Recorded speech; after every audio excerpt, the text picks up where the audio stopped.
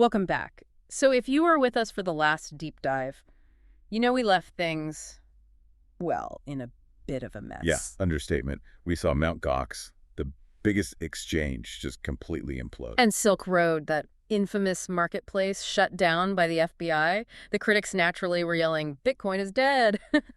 Louder than ever, probably. It's almost a tradition by now, isn't it? I think someone actually tracks all the Bitcoin obituaries. Been happening since 2009. Probably. But, the interesting thing is what happens after the fire. What rises from the ashes can be much stronger. That's exactly the theme here. Hmm. This period we're diving into, roughly 2014 to 2016, it's less about the wild chaos and more about, well, Bitcoin starting to grow up. It's difficult adolescence, maybe. Facing reality checks. Precisely. It's about rebuilding trust, for one. Then there's this huge clash, really, between Bitcoin's whole decentralized idea and the established centralized powers trying to figure out how to control it. And finally, it had to face its own limits, the technical growing pains. Specifically, how does this thing actually scale up if lots of people start using it? Right.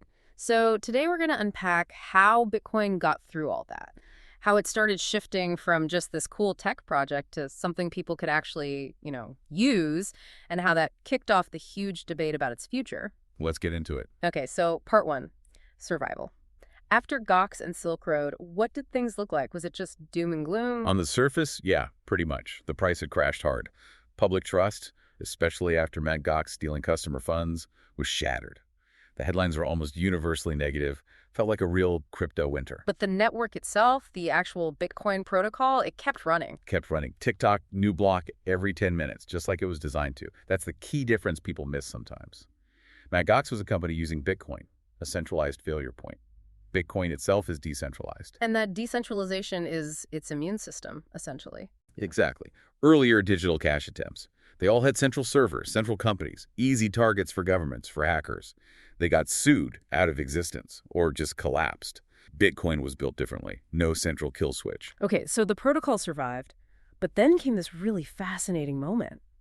The U.S. government auctioning off Silk Road Bitcoins. What was that about? Yeah, that was huge.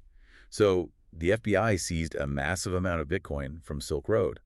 And what do? They auction it off through the U.S. Marshal Service. Wow, so the government is selling Bitcoin. Think about the implication. By treating it like any other seized asset like cars or real estate and selling it for dollars, the U.S. government was, maybe unintentionally, giving it a kind of legitimacy. It wasn't contraband to be destroyed. It was property with value. And didn't some big names get involved in that auction? Oh, yeah. Most famously, venture capitalist Tim Draper bought a huge chunk of it. That really sent a signal. This wasn't just cypherpunks anymore. Serious investors, smart money, were starting to see potential here, even amidst the negativity. Okay, so that's a turning point. Survival, and even a weird kind of government validation. But that brings us to the inevitable clash, right? Part two, the regulators arrive. They certainly did. And the first big battleground was New York. Ah, the infamous bit license? Exactly. Yeah. Introduced around 2015 by the New York Department of Financial Services, Oh. it was intense. What did it actually require? Oh, a lot. It was a really strict, very specific regulatory framework for any company dealing with cryptocurrencies for New York residents. Think state-level money transmitter licenses, but tailored for crypto and demanding things like detailed anti-money laundering programs, cybersecurity rules, capital requirements. It was comprehensive and expensive to comply with. So how did the crypto world react? Not well, mostly.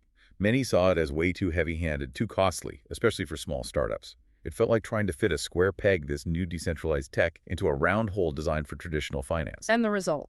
The Great Bitcoin Exodus, as some called it. A significant number of crypto startups and even established companies just pulled out of New York entirely. They stopped serving New York customers rather than try and navigate the bit license requirements. So this was really the first major confrontation. Bitcoin's permissionless, open nature versus traditional top-down government control. Absolutely. It highlighted that fundamental tension. How do you regulate something designed to operate outside the existing system? And it set a precedent, making other states and countries think hard about their own approaches. Okay, so while some were fighting or fleeing regulation, others were trying to work with it, right? Building the legitimate side. Yes, exactly. Part 3, building the on-ramps. This is where you see a new wave of companies emerge, very different from the Mt. Gox era. How so? These were often venture capital backed, They were focused on professionalism, security, and crucially, regulatory compliance from the start. They wanted to build businesses that could last, that could bridge the gap between Bitcoin and the mainstream. And the poster child for this was probably Coinbase. Definitely Coinbase. Their strategy was clear. Be the easy, safe, and compliant way for an average person in the U.S. to buy their first Bitcoin. They worked proactively with regulators, invested heavily in security and user experience. They wanted to be the trusted entry point. Making it less scary than sending money to some random exchange overseas, like Docs. Exactly. They built a user-friendly on-ramp, and you had others too, like BitPay, focusing on making it easy for merchants to accept Bitcoin payments. So the infrastructure for actual legitimate use was starting to get built out piece by piece. Right, making it more than just a speculative asset. People could actually start using it, even if just tentatively. It was the necessary step. You need those bridges, those reliable tools, if you want wider adoption. Okay, so the system survives, regulators engage, companies build on-ramps, and then inevitably the system starts creaking under the strain. Part 4, the growing pains. You got it. More users, more transactions, and suddenly you hit the limits of the original design. This leads us straight into Bitcoin's first major identity crisis, the block size debate. Explain that. What was the core issue? Okay, think of the Bitcoin blockchain as a highway. Each block is like a convoy of trucks carrying transactions, and a new convoy arrives roughly every 10 minutes. The problem was the original design limited the size of that convoy, how many trucks or transactions could fit in each block. So like a highway with only one lane. Pretty much. And as Bitcoin got more popular after 2013, more cars wanted to use that one-lane highway. You started getting traffic jams. Meaning transactions got stuck or delayed. Exactly. Transactions would take longer to get confirmed to get into one of those blocks. And the way to get your transaction prioritized, pay a higher toll or transaction fee. So fees started to rise. Not ideal if you want it to be cheap, fast digital cash. Not at all. Yeah. And this sparked this huge, really passionate, sometimes quite nasty debate within the Bitcoin community. How do we fix this? What were the main options? Broadly, two camps emerged. One camp said, let's just widen the highway, add more lanes. In Bitcoin terms, that meant increasing the block size limit, allowing more transactions per block. Seems simple, right? Sounds logical. What was the counter-argument? The other camp worried that making the blocks significantly bigger would make it harder for regular people to run their own full nodes, the computers validating the network. Bigger blocks mean more data, more bandwidth, more storage. They feared it could lead to centralization, where only big data centers could afford to participate fully. Okay, so keep the main highway small and efficient, but maybe build something else. That was their idea. Instead of widening the main road, let's build express routes, overpasses, maybe local roads on top of it. These are called second-layer solutions. And this is where concepts like the Lightning Network come in. Exactly. The Lightning Network is the most well-known example of a second-layer solution born from this debate. It's basically a network of payment channels built on top of Bitcoin. How does that work, simply? Think of it like opening a bar tab between two people. You open a channel, lock some Bitcoin into it on the main blockchain. Then you can send tiny amounts back and forth between yourselves instantly, off-chain, almost for free, just updating the tab balance. Without filling up the main highway with every single coffee purchase. Precisely. You only need to use the main blockchain highway when you first open the channel and when you finally want to close it and settle the final balance. Everything in between happens on this second layer, this network of channels.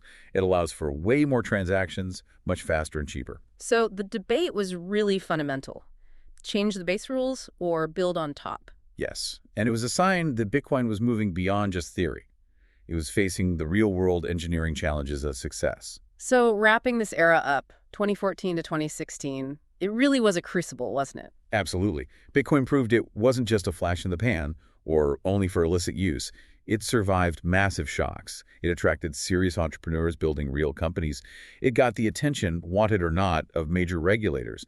And it forced the community to confront hard questions about how to actually scale this thing for potentially global use. The conversation really shifted, didn't it? It wasn't just, is this only for criminals anymore? Right. The questions started becoming, okay, this technology is powerful, it's resilient. How does it fit into the world? How does it grow? It was moving from just being code to being a real economic and social phenomenon people had to grapple with. Bitcoin had survived, maybe even started to be tamed a little. The on-ramps were being built, the scaling debate was raging. But it wasn't the only game in town anymore, was it? Not at all. While all this was happening with Bitcoin, A whole parallel universe was starting to bubble up. People were thinking, what else could we do with this blockchain idea? Currency as a means of expression, not just money. Which leads us perfectly into our next deep dive. We'll need to explore the rise of the altcoins. Yep. We'll look at the really revolutionary story of Ethereum, thinking about blockchains not just for money, but for contracts, for applications, and we'll touch on that first explosion of new tokens, the ICO boom. It wasn't about replacing Bitcoin anymore. More like how Twitter didn't replace email, Yeah. right? Different tools for different jobs. Exactly. New applications solving different problems. That's coming up next time.